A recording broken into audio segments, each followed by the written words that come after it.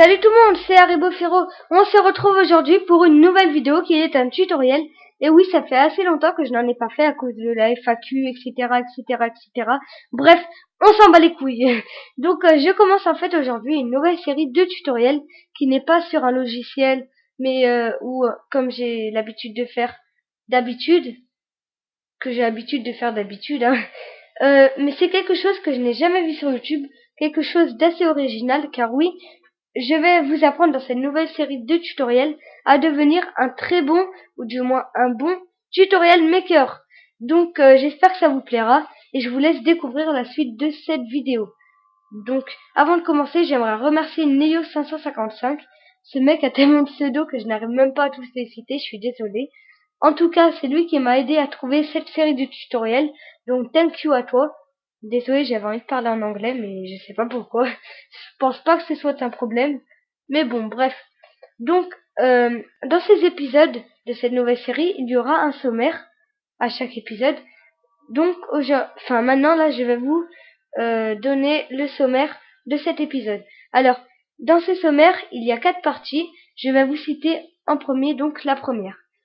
La première partie s'intitule Avoir un bon concept, comment ça? La deuxième s'intitule Mais c'est facile de le dire, mais comment trouver un de concept? Donc en parlant des concepts bien entendu. La troisième partie s'intitule une règle pour avoir un bon concept.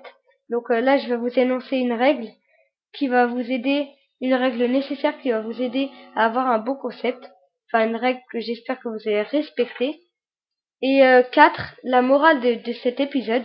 Donc oui, car dans chaque épisode, il y aura une morale. Je trouve ça nécessaire d'en mettre une. Donc j'en mettrai une. Voilà. Bref, trêve de plaisanterie, ou pas, hein, bien entendu. Nous allons enfin commencer. Tout d'abord, je vais vous annoncer le titre du premier épisode. Il s'intitule Comment devenir un bon tutorial maker, trouver de bons concepts. Donc voilà, c'est tout ce que j'avais à vous dire pour le titre de cet épisode. Déjà, maintenant, je vais vous rappeler ce qu'est un tutorial maker. Un tutorial maker est une personne qui aide les autres en fonction de leurs problèmes, pas des problèmes familiaux, des trucs comme ça, hein, bien entendu, mais des problèmes sur ordinateur, sur des branchements, sur la télé, sur les jeux vidéo, etc. Je vais pas tout vous citer car vous devez savoir c'est quoi un tutorial maker, surtout si vous me suivez. Donc voilà. Maintenant, nous allons directement commencer avec la première partie qui est avoir un bon concept. Comment ça? Oui, hein, pour moi. Donc, pour pouvoir devenir un bon tutorial maker, il faut, selon moi, avoir obligatoirement un bon concept en tête. Comment ça, un bon concept, me diriez-vous? C'est tout simple et tout bête, car il faut seulement trouver un concept que personne n'a ou alors que très peu de personnes ont, car oui, pour être un bon tutorial maker, il faut savoir se démarquer des autres. Et ça, j'ai envie de dire que ça marche aussi pour les autres youtubeurs tels que les gamers, etc.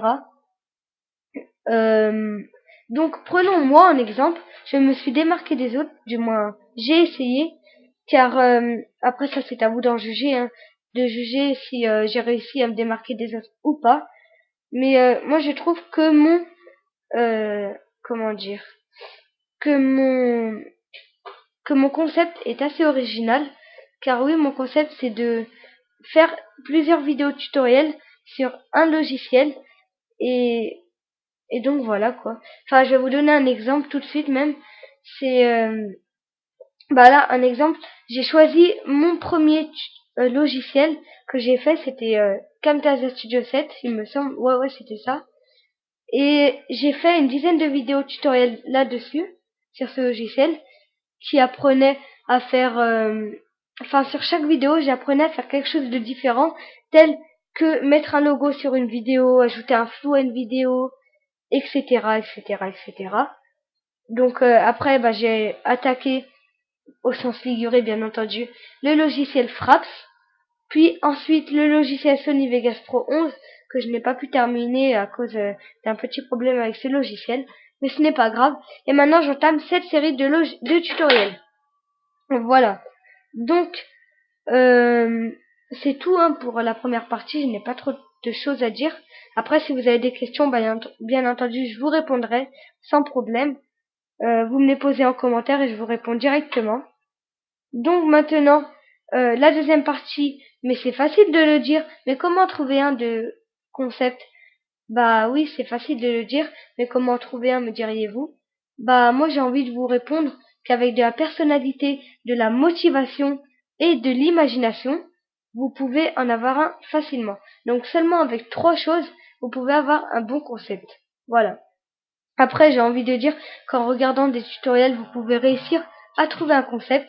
Par exemple, vous regardez un tutoriel qui fait comme moi des tutoriels par série de logiciels, puis vous regardez une autre vidéo, une vidéo par exemple de jeux vidéo, et là, paf, vous vous dites, yes, j'ai enfin trouvé, je vais faire des tutoriels, pardon, sur des jeux vidéo.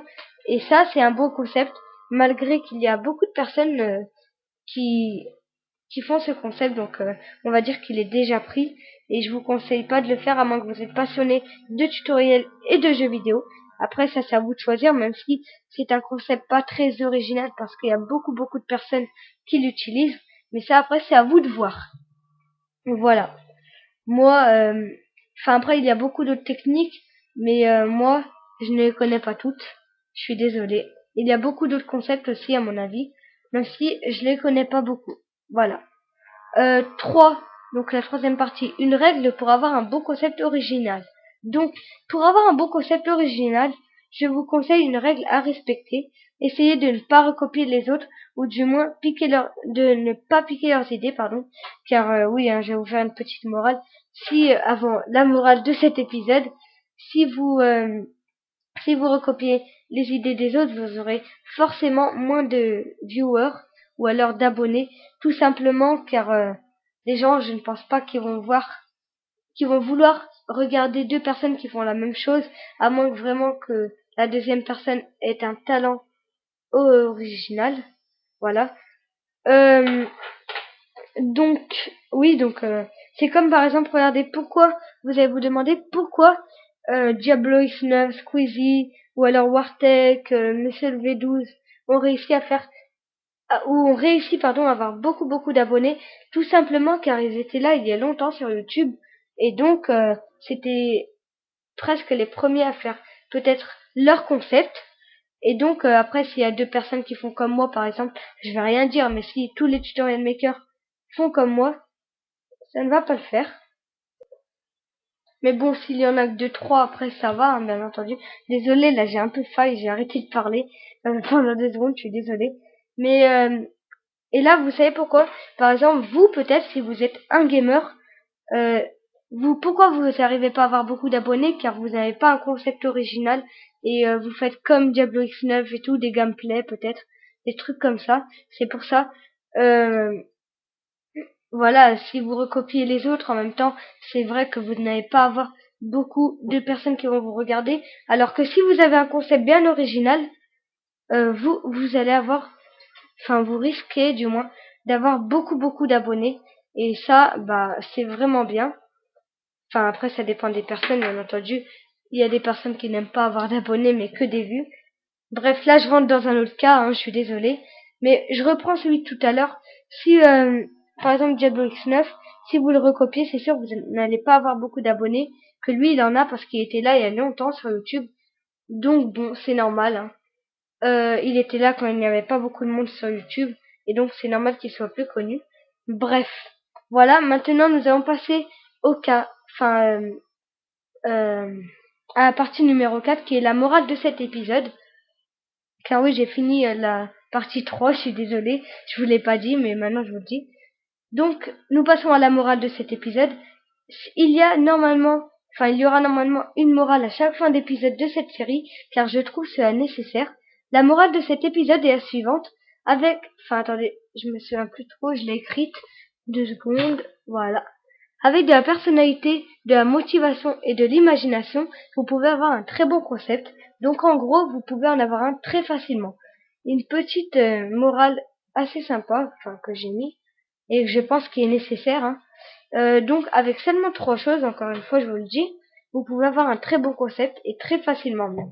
Donc même en réfléchissant ou alors en étant patient ou en regardant des vidéos, etc., vous pouvez trouver un très bon concept. Donc pourquoi pas essayer de chercher et tout. Si vous en voulez vraiment un, ne baissez pas les bras et vous allez pouvoir en avoir un. Donc, on se retrouvera au prochain épisode, donc qui est au deuxième épisode, et il s'intitule, donc je vais vous dire le nom, comment devenir un tutorial maker, comment trouver les choses à dire. Donc, je vous ferai un tutoriel dessus, et ce sera dans 2-3 jours, je pense, le temps que je prépare tout, etc. Je vais commencer à tout préparer demain, je pense, et je vous le ferai, samedi ou dimanche. Je pense, je suis pas sûre, mais je pense faire comme ça. Donc, je vais recopier une phrase de cage des commentateurs français, qui est la suite au prochain épisode. Bye tout le monde. Merci d'avoir regardé la vidéo. Abonnez-vous à ma chaîne et à bientôt. Tchuss tout le monde.